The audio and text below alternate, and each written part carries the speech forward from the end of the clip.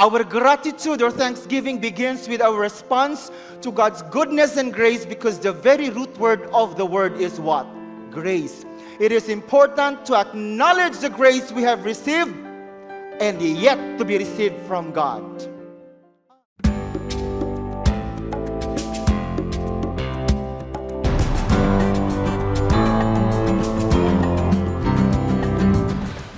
I could still clearly remember, I think it was just last night when Ninang Denise, or Manang Denise as you call her, asked me, Kuya Inan, we need your biodata.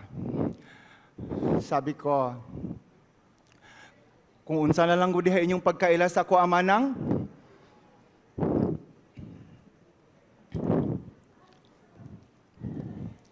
I praise and thank God for this opportunity to be back here in Davao City Alliance Gospel Church, to be speaking and to be sharing to you the Word of God. Indeed, there is so much to thank God for.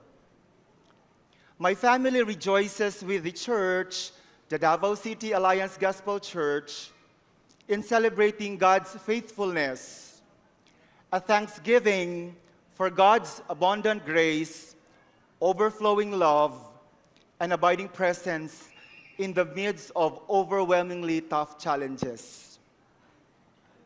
More than the opportunity and the privilege to be speaking and sharing God's message to you, this is undeniably God. Okay, let me stress on that. This is undeniably God powerfully working in the life of His servant, or in the lives of many people, a divine appointment, so to speak. It was more than 12 or 13 years ago since I spoke before this congregation. And I asked the Visayan congregation worshipers a while ago if you could spare me 10 minutes of every year, so that would make around 120 minutes or 2 hours. Would that be okay with you? Because whenever the judge orders, so they will follow. Okay. Sabi ko, 2 hours lang. Anyway, I don't know when I'm going to speak again. Anyway, kung magreklamo mo, iba naman po ang magwali next Sunday.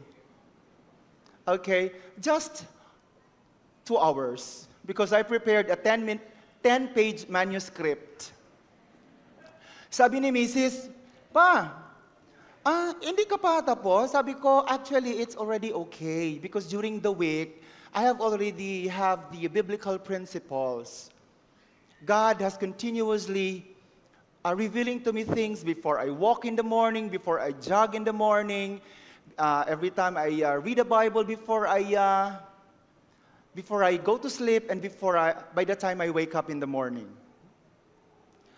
It's just that I need to do it not in an outline form, but in a manuscript form. Sabi ko, para lahat ng gusto kong sabihin, masabi ko. Kasi hindi ko alam kailan ulit ako maiimbitahan. Okay. Tell all ito. All out. Of course, I see many familiar faces, and of course, friends who are with us today. Barely 30 years ago, that was 1996, when I first entered this church. Barely 30 years ago, so that would count, you do the math. I was somehow a lost soul looking for a church. It was a Wednesday evening, during a prayer meeting then led by our Ninong, Reverend Wilmer Hetsanova, from Coronadal City. I am from Coronadal City to Davao City. That was probably the start of God calling me and leading me into different ministry opportunities that He has opened. To name a few. Allow me to enumerate. Madami ito eh. Maabot ito ng 3 pages. Just allow me to enumerate. Young People Choir, Friends Forever. Sinong young people at that time? Sunday School, Evangelism Explosion, Vacation Bible School. Of course, who would forget the Sanctuary Choir, Easter and Christmas cantata with Ninang Joy Cabilis. Special events with Ninang Pastora Laila Lapian, Bible study groups, praise and worship leading. The praise and worship leading. Okay, ako yung praise and worship leader na kailangan mag-practice days before. And the group knows why. Okay? The preaching ministry, the Philippine Student Alliance Lay Movement or the Summit na Campus Crusade for Christ, dito na rin po ako kinasal with my one and only. What is your point, Pastor? My point is, by God's immeasurable grace, He has laid all these solid foundations, coupled with His guiding words, in molding and transforming me into who I have become, in preparing me to look always at the brighter side of things in all situations. Kung kay Catriona pa, look at the silver lining. In declaring that God is always in full control and in using this life to transform other people's lives. In other words, these ministry opportunities that I have enumerated to you is all because of the grace of God, and I was just His instrument. Amen. Walay ako adiri. Okay, that's why I don't like introduction. Kaya kung mag-introduction mo sa akong curriculum vitae, basi mahimo ng wali ang ako ang CV. Basin magditor na, imbis maminaw mo sa Ginoo, magsigi mo appreciate sa that I do not like. Though I prepared a lot, God has continued to reveal me a lot of things throughout the previous 2 to 3 weeks before I decided to say yes to the invitation. Whatever God speaks, whatever God will let me speak to you this morning, so be it. Because everything, I believe, is under the full control of our Lord Jesus Christ. Do you believe that? Alliance talaga, no? Because the answer is amen.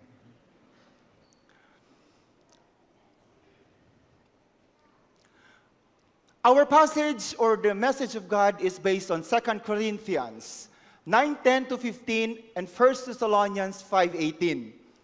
Okay, let me just read this and you read that in your Bibles. No? I intentionally will not flash it because I want you to read it from your Bible. Okay? 2 Corinthians 9:10 to 15. Let us read. You read silently with me, prayerfully as well. The 2 Corinthians 9:10 to 15. The word of the Lord. For God is the one who provides seeds for the farmer and then bread to eat. In the same way, He will provide and increase your resources and then produce a great harvest of generosity in you.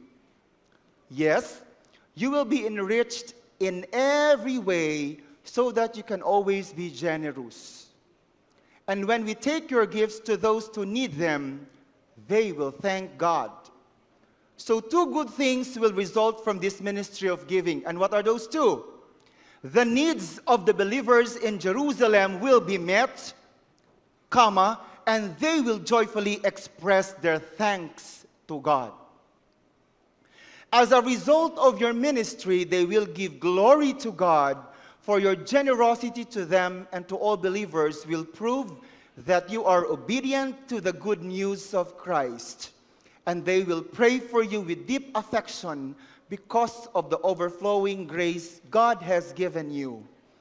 Thank God for this gift, too wonderful for words. Then let's go to 2 Thessalonians 5:18, which I believe all of us know this. Be thankful in all circumstances, for this is God's will for you who belong in Christ Jesus. Shall we pray? Father God, this is your time. Speak through your servants and speak to your people. Prepare our hearts to listen to your words. I pray, Lord, that you will saturate this place with your holy presence, and your words will not only pass through the ears, but penetrate into the hearts and minds and lives of all my brothers and sisters in the Lord. This we pray in Jesus' mighty name. Amen and amen. I thought one of my friends will be joining the 5150 today. I wasn't expecting him to be here. So andito pala si Engineer Alan. Okay. Idol yan sa marathon. I mean, hindi yung spiritual idol ha. Idol ko siya sa marathon. Okay. But he doesn't know that. I just publicly declared, Alan. Kasi sa Facebook niya, like lang ako ng like, love lang ako ng love. Mabuti dito, at least alam niya na. Wala pa kasali sa 2 hours yun, ha? Prayer pa yun. Okay, 2 hours begin now. Dili unta mo mag-regret no nga nagsimba mo karon. Well, anyway, it's Thanksgiving Sunday. It's Thanksgiving Sunday. It's God's day, in fact. Okay. God's message for this morning is entitled, A Heart of Gratitude, a Life of Giving. How do these two concepts connect or intersect? A heart of gratitude and a life of giving. Okay, let me take you to some premises first. With what is happening in our country today, which they say is corruption at its peak, most people at work, in the streets, and most probably at home are definitely in utter discontent. Would you agree with me? Maybe nga kayo rin dito Ikaw rin pala.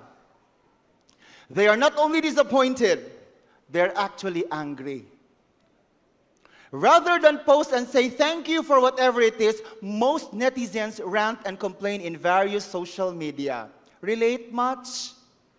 Relate much. Okay, doon na nga lang ako magtingin sa mga millennials. Okay, relate much? Okay. The question now, or the challenging question for us this morning now is, how then can we or do we usher the people back into cultivating a grateful heart? Sama na nga nangyayari po sa ating bansa ngayon. Paano pa po ba natin imaa-assure ang bawat isa sa atin na mag-cultivate ng grateful heart? Nagrereklamo na yung bawat isa sa atin. Nagrarant na. Okay? How do we get people back into cultivating a grateful heart? The Greek word for thanksgiving or giving thanks is Eucharisteo. Okay? Eucharisteo. This word contains the Greek word charis. Okay. Millennials, expression, charis. But actually, it's biblical. Charis, which means grace. Okay. Pag sinabi mo palang charis sa tao, grace be with you, parang ganun pala yun dapat, ano? Okay. And it's derived from the Greek word chara. Kung pangalan mo chara, ang ganda naman pala ng name mo hindi naman pala chaka. Chara, which means joy. Joy. Okay, At the Last Supper table, Jesus gave thanks even while foreshadowing his death and sacrifice, which became the greatest gift of the world has ever known. With this, Jesus simply exemplified or showed to us all the very meaning of thankfulness and sacrificial giving. Okay? Kung sa Ilonggo pa, tiaw muna, mamatay na lang siya, magpasalamat pa siya. Okay. Kung sa Ilocan, anyamatan, natay laga ng isuna, agpasalamat pa isuna. Okay. Diba? Because Jesus himself exemplified what sacrificial giving is. Our gratitude or thanksgiving begins with our response to God's goodness and grace, because the very root word of the word is what? Grace. It is important to acknowledge the grace we have received and yet to be received from God. Lord, thank you so much for what we have received. Thank you so much for what I have experienced. Thank you so much, Lord, for... Do we even bother to thank Lord? Thank you so much for what I have yet to receive. That's faith. Hindi mo pa nga natatanggap, nagpapasalamat ka na, di ba? Kung sa atin pa, manifesting. Hindi yan manifesting. That's claiming God's blessings. Di ba? Siyempre, wag naman natin sasabihan na manifesting. Uy, brother, really? Masuko mang pod siya. But in a Christian point of view, that is claiming God's blessings to us. Oh, amen, sabi ni Sister Evelyn. Pasensya na ha, magtatawag-tawag ako kasi parang na-miss ko kayo eh. Okay.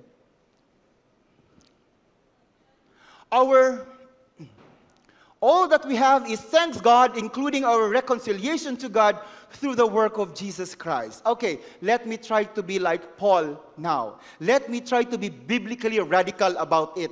Di ba si Paul, grabe si Paul, no? Hindi lang siya nag-uutos. Mga radical talaga na mga biblical principles galing kay Paul. We need to be reminded that gratitude is never a means to an end. Gratitude is not a destination. It is a way of life. It is a lifestyle. It is a constant journey. Araw-araw, minuto, segundo, tayo po ay dapat magpasalamat sa ating Panginoong Diyos. Amen. It is not now and not later. It is always, no matter the circumstances. 1 Thessalonians 5:18, we just read, be thankful in all circumstances. Sa tanang circumstansya sa buhay, we have to be thankful. For this is what? The will of God for you who belong to Christ Jesus. We claim that we all belong to Christ Jesus, but then we don't thank anytime or at all times. Diba? Very simple verse, very direct, very straightforward. But this must be true to our lives as Christians, as servants of God. Because gratitude is a continuous and deliberate practice. You have to decide. I have to decide. We all have to decide to be grateful. Are we or aren't we? A self-help author once said, okay, please listen to this, because this is not my words. I just borrowed it. Gratitude turns what we have into enough. Okay? Gratitude turns denial into acceptance. Gratitude turns chaos into order. Confusion to clarity. Ito pa.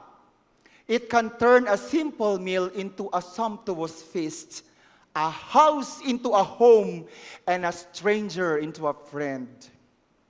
Amazing, correct? Okay, let me try to add. This is encouraging us to what? Not to worry, instead to worship. Not to be dismayed by pressure, but an opportunity for us to praise God. Death and grief, that is God's grace in the making and God's grace at work. Because God is simply reminding us that there are good and, no, not bad, hard times. Do not ever call that bad. No, ayaw natin sa bad. Good and hard times, tough times, or challenging times only. Okay? Ayaw natin yung bad. Instead of becoming afraid, turn that fear into faith. Diba? Kagandang pakinggan. Your heart breaks into breakthroughs. Wow. Your trials into triumphs, and your struggles into successes. That will only happen if your mindset is what? From a grateful heart. Nagpapasalamat ka palagi sa Panginoong Diyos, anuman ang sirkumstansya mo sa buhay mo. Yun. Yun ang gusto ng Panginoon na mensahe sa atin sa 1 Thessalonians 5:18. Be thankful in all circumstances. According to one commentarist, sabi niya, even amongst our anxieties and supplications lies a place for giving thanks to God. Diba? Despite sa atong mga kahadlok o sa pagkaadunahan, lies a place for giving thanks to God. So meaning to say, giving thanks to God is not conditional. Hindi siya based because na kay nadawat.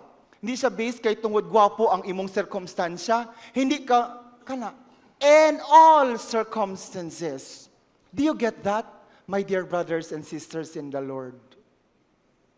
I know that you know this already. Let us all be together reminded by the Word of God. Study together tayo ng Word ni God. Why? Ang dali-dali mo naman yan sabihin, Pastor.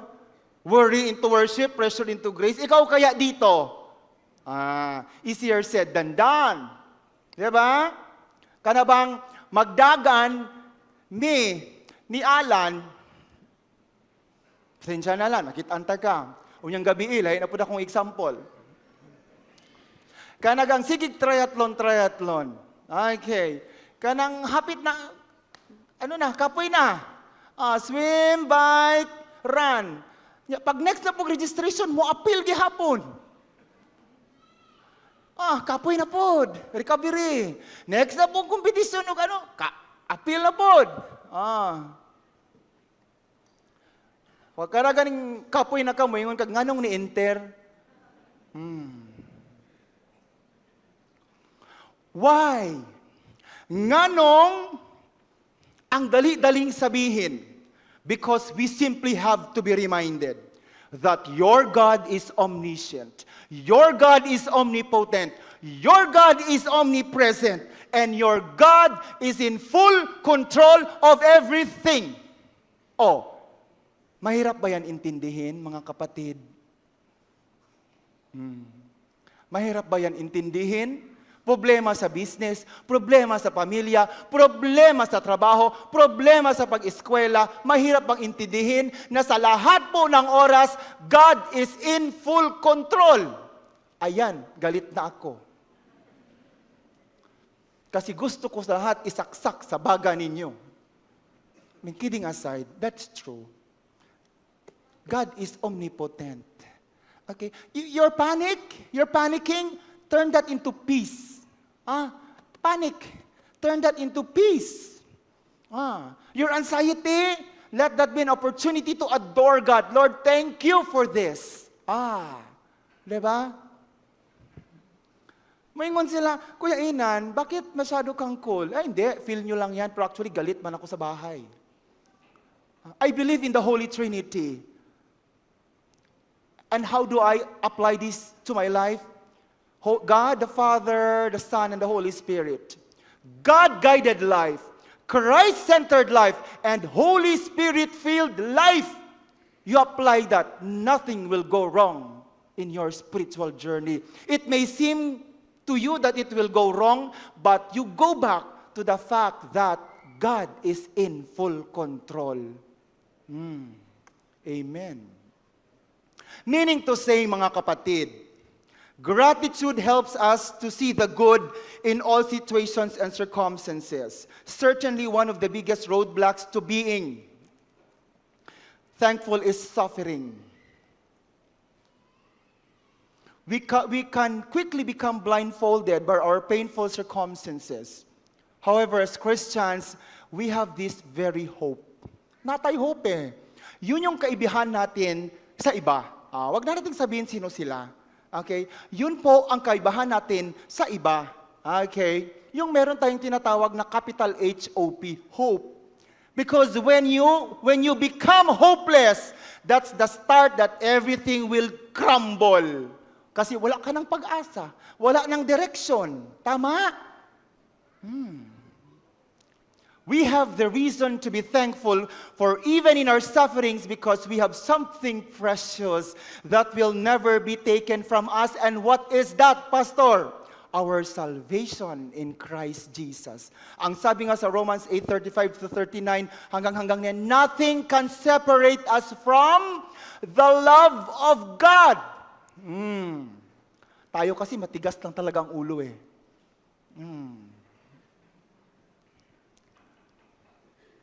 Okay. Introduction pa po na siya. Okay? So what does it mean, Pastor, to have a heart of gratitude? You've been talking about gratitude. You've been talking about gratefulness. You've been talking about thankfulness. But my question is, our question is, what does it mean then to have a heart of gratitude? As Christians, how important is it to have a grateful heart? Bakit kailangan natin magkaroon ng grateful heart? Akala ko ba, tanggapin mo lang si Jesus as your Lord and Savior, langit ka na. Bakit may mga grateful heart pa? Because gratefulness is our response to God's salvation. Okay? Gratefulness is our response to God's salvation. Number 1, 3 biblical principles on this. Number 1, a heart of gratitude springs from a deep-rooted relationship with God. That cannot be compromised. Hindi pwedeng marami kang activity sa simbahan. Hindi pwedeng marami kang activity sa missions. Pero yung relasyon mo sa Ginoo ay wala. Hindi po pwede yun. Sapagkat everything should go back to God. Your personal, deep-rooted relationship with the Lord. Yun. That is your spiritual fuel. Yan po, mga kapatid. That's why a heart of gratitude springs from a deep-rooted relationship with God.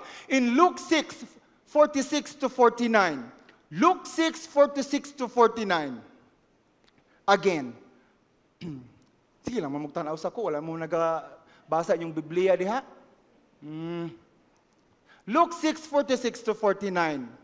So why do you keep calling me Lord, Lord, when you don't do what I say? I will show what it's like when someone comes to me, listens to my teaching, and then follows it. It's like a person building a house who digs deep and lay the foundation on solid rock. When the flood waters rise and break against that house, it stands firm because it is well built. But anyone who hears and doesn't obey is like a person who builds a house without a foundation. When the floods sweep down against that house, it will collapse into a heap of ruins. Isn't it relatable? Familiar ba sa inyo ang passage natin, mga kaibigan? Familiar ba ito sa ating mga flood control projects? Kayo naman. Diba? God is really at work. He is really exposing people. Na-realize ba ninyo? Kung kailan nagkaroon ng kontrobersiya sa flood control projects, saka naman tayo binibisita ng mga bagyo, ng mga LPA, ng mga baha at malalakas na ulan. God is simply exposing the enemy. Exposed na talaga sila. Kumbaga kung pwede lang outside the Philippine area of responsibility, ilahan na ng pugna ng bagyo dito para ilang mga dikes o ang ilahang mga ripraps dili na maguba. No? So God is simply telling us, no? Sige kag ingon. Sa ako you keep on calling me Lord, Lord. But then you don't do what I say. You don't follow what I say. Diba? A deep-rooted relationship with God means knowing Him through His words and commands, as well as spending time with God in prayer and praise. Philippians 2:6 encourages us to hold firmly to the word of life. Okay? Hold firmly to the word of life. Then on the day of Christ's return, I will be proud that I did not run the race in vain and that my work was not useless. Our expression of gratitude is more meaningful and at times more sincere if we are closely related to a person, and so is with God. Ganun lang yun eh. Di ba? Mas personal, mas sincere yung pagpapasalamat mo doon sa kaibigan mo kaysa sa yung sa taong kakakilala mo lang. Ganun din sa Panginoon eh. The more you get to know Him, the more that you get to know Him better or even closely, or closer, the more mo na-appreciate ang Panginoong Diyos. Gaya ng aking sekretary, ang aking personal aide, pag nagabiyahe kami from Davao to Isulan, sige lag pangihi. Sige pangihi. Sige ingon sa driver, na ay ano diha, Jo, na ay ka ng, Jo man ang driver, na ay station, station, sige pangihi. Okay, but God is simply reminded me that may gani, nangihi na siya natural nga pamaagi kaysa gikatitir na. Kana ba? A grateful heart begins with recognizing that everything we have is a gift from God. This is focusing more on the giver rather than what was given. Kana bang magbit-bit tagpasalubong sa atong anak, pag makuha ng pasalubong, wala na. Dili na po na mamansin ang mga bata. Kay human naman, kuha na. This is focusing more on the giver rather than what was given. The story of the 10 lepers, do you remember that? The story of the 10 lepers? Luke 17:11-19 tells that of the 10, ilan pala? Sayang, nasabi ko na. Of the 10 lepers who received healing, only one returned to give thanks. Diba? Isa lang ang nibalik aron magpasalamat sa Ginoo or magpasalamat while the other focused on their new lives, the one focused on the giver. The truth is, mga igsuon, none of us can have a thankful heart, sincere thankful heart without personally knowing God. Hindi talaga. Without having a deep-rooted relationship with God. Hindi din talaga.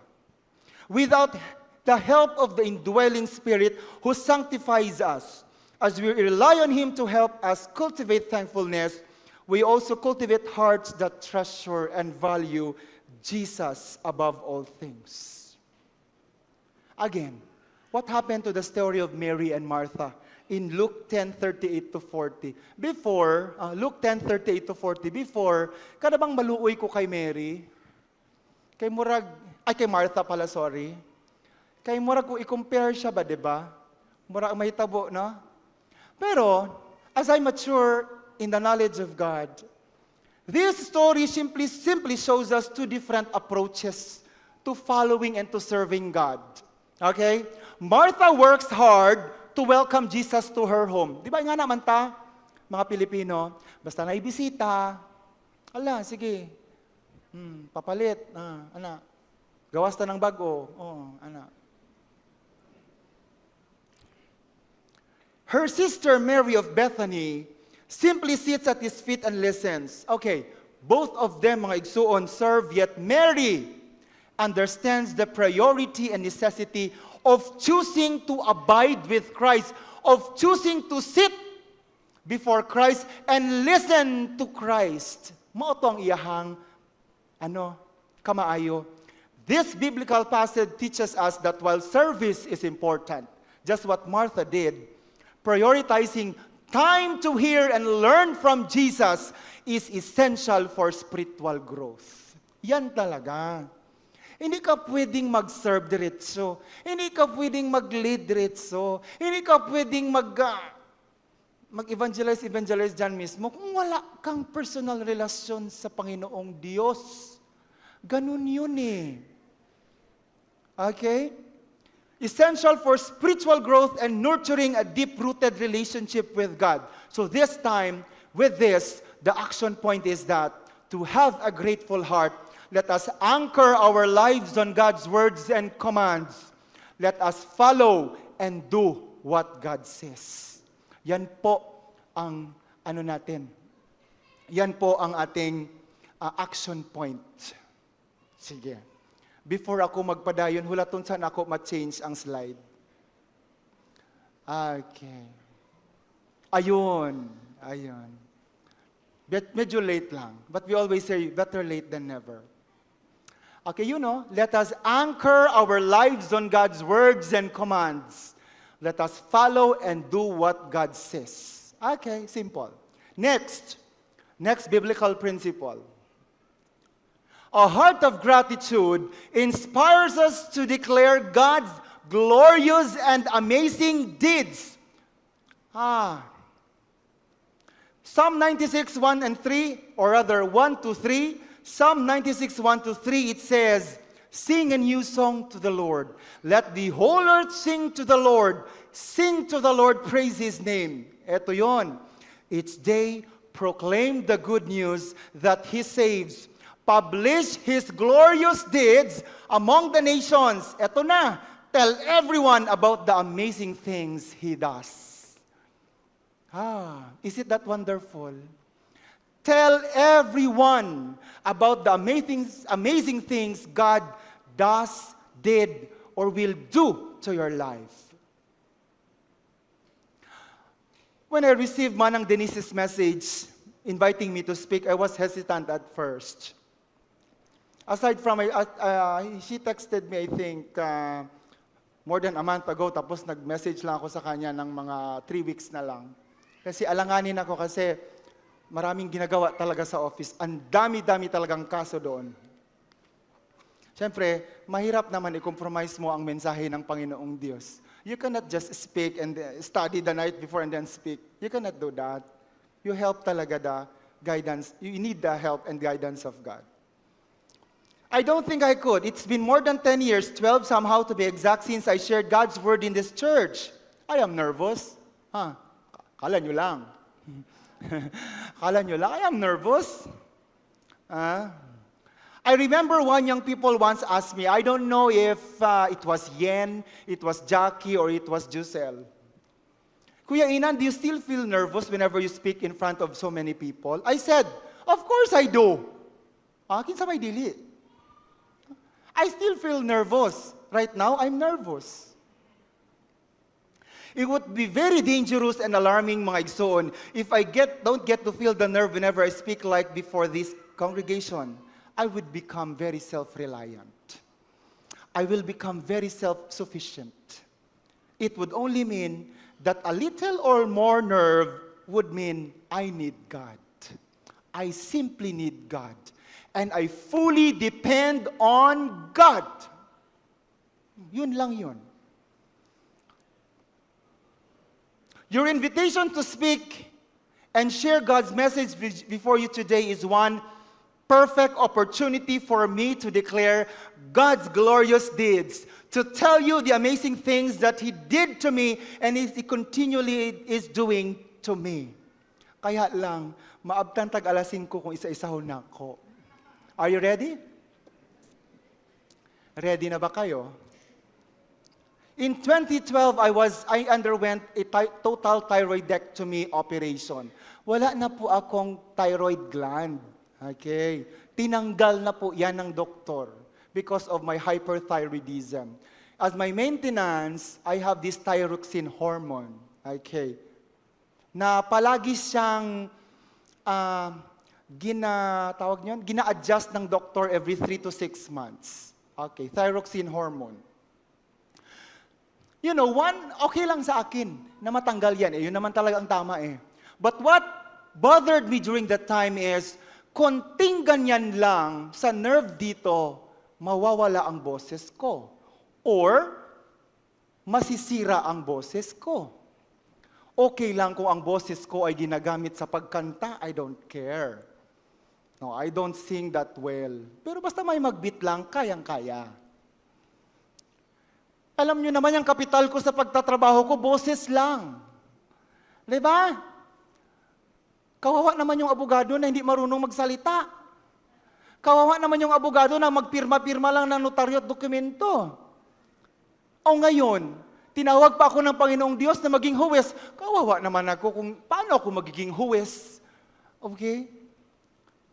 But you know what? Ano ang pinaka-amazing and glorious deed ng Panginoon sa akin? He preserved my voice so I can continue to declare His words before His people. He preserved my voice because He wants me to share His words to His people. Yun po ang dahilan ng Panginoon. Hindi lang po yung trabaho ko, hindi lang po yung profession ko, but this is God at work powerfully in our midst this morning. Would you want me to share God's word through like this? Or through like this? Sulat-sulat and through like that? That was God's wonderful plan for my life.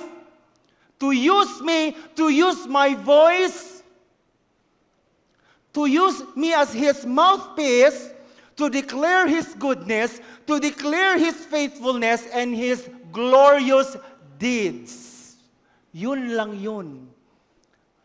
No, I was so apprehensive. I was so afraid of my work. Yun pala talaga ang plano ng Panginoong Diyos. So, anong sabi ko? Okay, God, continue to use me. That's why ang hirap sa akin mag-reject. Not reject.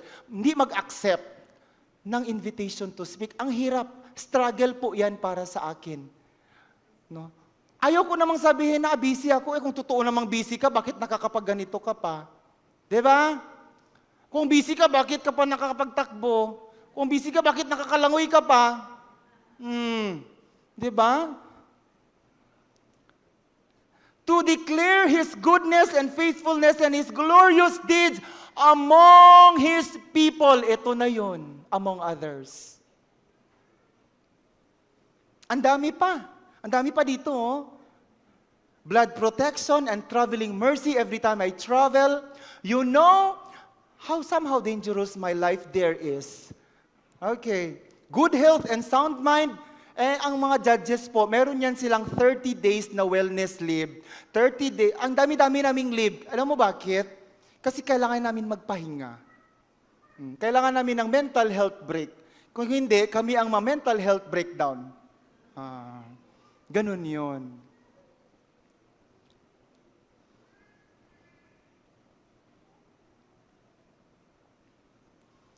Grabe ang Panginoon sa buhay ko, sa buhay ng aking pamilya, sa buhay ng aking asawa, at sa buhay ng aking mga anak. For that one thing I tell you, that I am so grateful to God that I would gladly, and I am inspired to declare God's glorious and amazing deeds to my life. As we whisper or say thank you to our gracious Father, our hearts settle into contentment and joy. Our lives preach to the world that God is faithful. Is God faithful to your life? Is God faithful to your life? Is God faithful to your life? Ang hina-hina naman. Parang hindi naman. Okay, so what's the action point?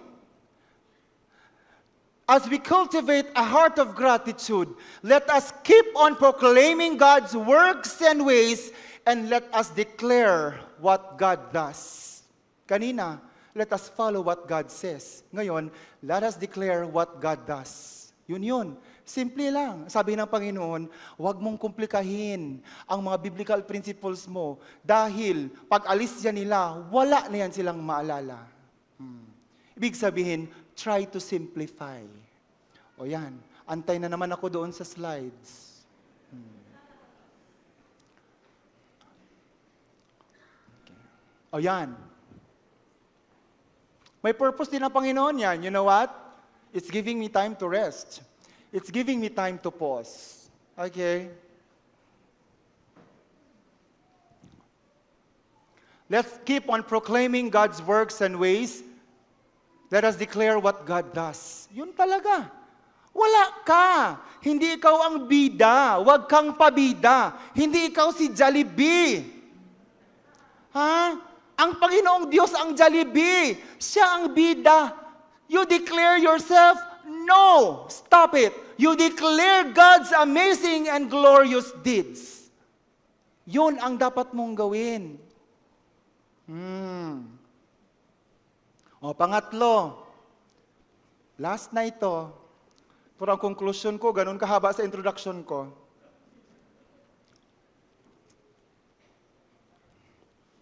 Pangatlo, a heart of gratitude leads us to give and share God's bountiful blessings in all forms. Bakit in all forms? Kasi nga sabi ko, di ba, yung mga worry, grief, death, yung mga fear, pressure, blessing din po yan sapagkat meron pong purpose, special purpose ang Panginoon why He allows that to happen to us or why He allows us to experience those. Yun. A heart of gratitude leads us to generously give and share God's bountiful blessings in all forms.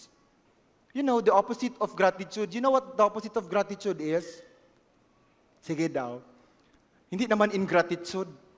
Parang sinabi nyo lang, what is the opposite of big? Yung maliit. Yung hindi big. What is the opposite of gratitude? Yung nangyayari ngayon sa ating bansa. Greed. That is the opposite of gratitude. Greed. I have discovered this principle while I was preparing. This principle of irony of progress. Irony of progress. Alam mo yan? Irony of progress. Or one calls it the progress paradox. Okay, which means, eto dahan-dahanin ko, the never-ending desire to have and want more. Bakit ganyan tayo? Hindi tayo makontento sa 1,000, gawing 1 million, gawing 1 billion. Hindi talaga makontento ang tao. Doon nga sa Isulan, 4 months pa lang ako, may nagpahatid na ng sobre sa akin. Binalik ko. Hindi man ako nagalit. You don't need to be hostile to them. You simply have to ask your secretary, you return that from whoever that was from, just simply tell him or her that I do not need that. Jismil Ramanggod? Siguro kung medyo baga to siya, it could have changed my mind. Jismil, actually wala na ako gibuksan. I did not open. Gipabalik na ako. Right? Kasi may binigay siya sa akin na something, tapos pag ganyan ko, bakit may pera? Sa bahay ko na nakita ba na may pera? Sobre. Pila man ni. So, nipis man, ibalik na. Kay nipis. Okay. Yung dating mga chief of police, basta kumukuha sila ng search warrant sa akin, nagdadala ng mga inumin, mga Black Label, Chivas Regal, ng mga alimango, ng mga ano-ano dyan. Sabi ko doon sa civil docket clerk ko, from now on, stop that. No more like that. You don't need to give something for me to act on your application for search warrant. I will grant that based on the merits. Hindi na yan kailangan.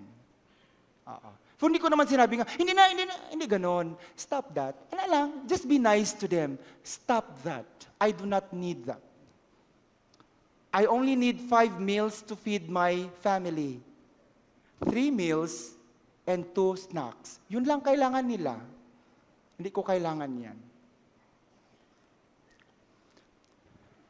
It is a deliberate refusal to be satisfied. Yan yung paradox of progress. You know?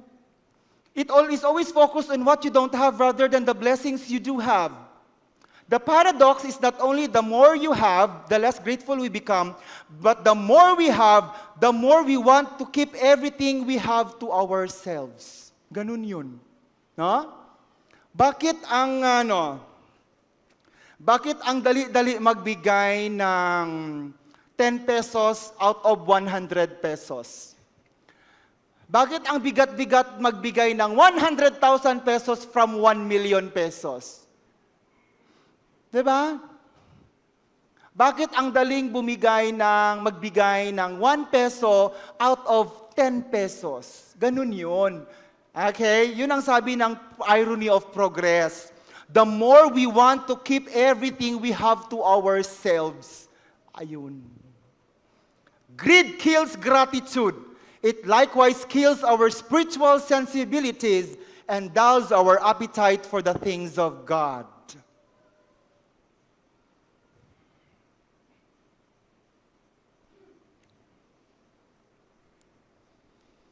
2 Corinthians 9:10-15, yung binasa natin kanina, marami doon about nagpasalamat no? 2 Corinthians 9:10-15, part doon, and when we take your gifts to those who need them, they will thank God. They will joyfully express their thanks to God. Thank God for this gift, too wonderful for words. Puro lahat pagpapasalamat. Okay? This passage clearly links God's provision. God's provision here, the believer's cheerful giving, and the consequent overflow of thanksgiving to God. Did you get that, the pattern?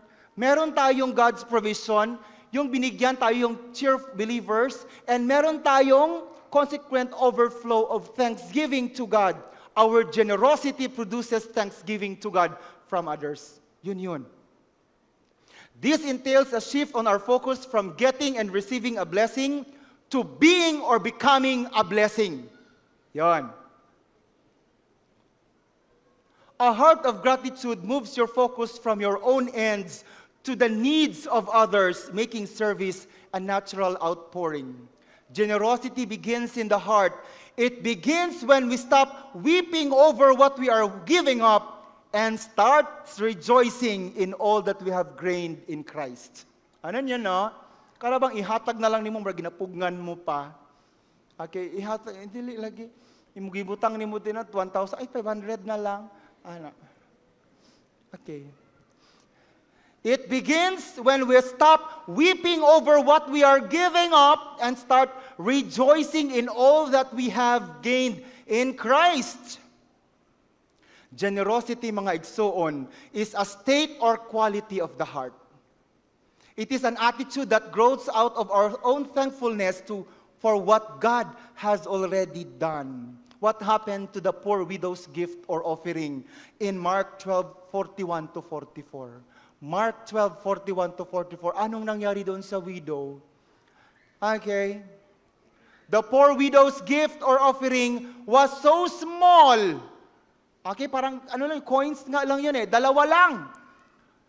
By worldly standards, but Jesus praised her because she gave out of her gratitude, not out of her excess. Binigay niya yung out of her gratitude, out of her all. Hindi yung dahil sobra lang. Okay, yun. Giving is indeed not about the amount, not about the capacity to give, but the heart or willingness to share. Kaya ang sabi natin dyan, a heart of gratitude leads us to give and share God's bountiful blessings in all forms. Ang lisod manggod sa human nature, the more ta ginabless, the more ta nagadalo. The more ta ginabless, the more ta nagatago. The more ta ginabless, the more ta naga-withhold of things. Yun ang hirap sa atin. Bakit ang hirap natin magganyan? No? We often forget that the source of all blessings is God. Let your life just be the channel, the conduit of God's blessings. Dadaan lang yung blessings sa inyo. Yun. She gave out of the gratefulness in her heart to God. No matter what season of life or circumstances we find ourselves, we can approach opportunities to give in the same way. My brothers and sisters in the Lord, my present work as a presiding judge even opened more ministry opportunities for me. Now, before, I found it hard to give up my office in the office of the Ombudsman. Kanang murag Malacanang diya sa GSIS. Di ba nindot na opisina? Limpyo, bago. Pero siyempre, if some of you are exposed to courts, some courts are not what they appear, what they seem. They appear in teleseries. Okay? May mga courts ba yan nga nasa sa tunga sa palayan? May mga courts na nasa layo. Lahi ba? Korte ba ni? Napaka-unhonorable naman ito sa mga honorable judges. Sabi ko, paano man ito? Direktor ako, ang ganda-ganda ng aking, i-give up ko ito. Pagdakay ko doon, ay nako, meron pang vault doon na 19 kupong-kupong na hindi na mabuksan. Hindi mo alam, baka meron ng kalansay doon sa loob. But you know what? God is so great, is so faithful. He opened a lot of ministry opportunities for me. Number 1, jail visits of the persons deprived of liberties. Sabi ko doon sa jail warden, pag human na gani ang service of sentence, do not wait for my order. Pagawasto na ninyo, just give me a notice. You try to monitor that. Ayoko mag-congest yan sila dyan sa loob. An opportunity for us to talk to them, to tell them what their options can be. An opportunity maybe the church or any church organizations to visit jails. Ang dami doong mga lost souls. Ang dami pong harvest doon sa prisuhan. Diba? Ano pa? Yung mga CICL, or we call that children in conflict with the law, or the children in armed conflict, yung mga child soldiers, yung mga naanay mga machine gun nga gunit dira, mga pila pa lang katuig. They are called juvenile delinquents.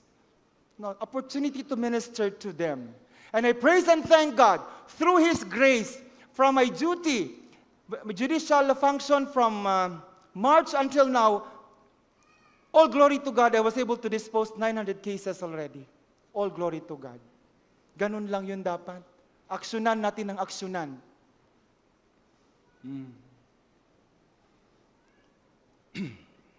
If we are to cultivate a heart of gratitude, let us gladly receive and share God's wonders. Let us be guided what God wants. That's the action point. Huwag tayong mag-resist. Okay? Huwag tayong mag-resist kung ano yung gusto ng Panginoon sa ating buhay na gusto niyang i-accomplish. If we are to cultivate a heart of gratitude, let us gladly receive and share God's wonders. Let us be guided by what God wants. Yun. Kulang siya ng by. By what God wants. As simple as that, mga Panginoong Diyos. Use your life as a channel of God's blessings. That's where generosity would come in. Those are the 3 biblical principles. Let me summarize that. A heart of gratitude springs from a deep-rooted relationship with God. Let us anchor our lives on God's words and commands. Let us follow and do what God says.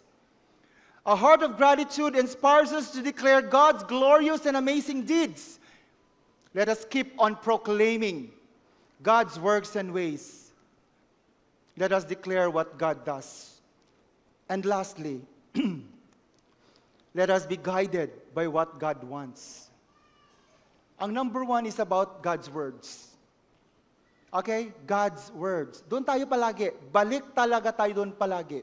Pangalawa is God's works. Works and ways. Hindi public works and highways, ha? God's works and ways. Pangatlo, God's will and wonders. W yan lahat. And these W's have always been part of my prayer. Lord, give me wisdom, give me your word, guide me by your will. Yun palagi ang ginaano ko sa Panginoong Diyos. Simple lang po yan na mga point. Okay.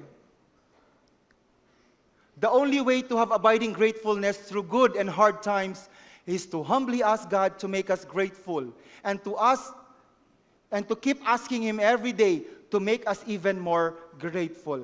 Remember, eto na, Jesus gave thanks to God the Father before giving up His life on the cross. Yan bang alam niya? He has already foreshadowed His death. Alam niya, nagpasalamat pa rin siya sa kanyang, sa God the Father. Okay? Before giving up His life on the cross, it was the greatest act of love. Even in His death, He was still full of gratitude. He showed to us that it is still possible for us to give thanks to God as we prepare to give to others, whether out of surplus, other out of lack na L-A-C-K, or out of insufficiency. Again, when things get rough and tough, let's remember God's words, God's ways, and God's wonders. Because what is the reason? Our God is omnipotent, your God is omniscient, and your God is omnipresent. Our God is in full and sovereign control of everything. Good morning, everyone, and God bless you. Let us pray. Father God, we continue, Lord, to give you praise and thanks. Your word, O God, is a lamp unto our feet and a light unto our path. O Lord, bless your people, be glorified and magnified. Let your words, O God, prevail in their lives and in their hearts. This we pray in Jesus' name, amen. Thank you.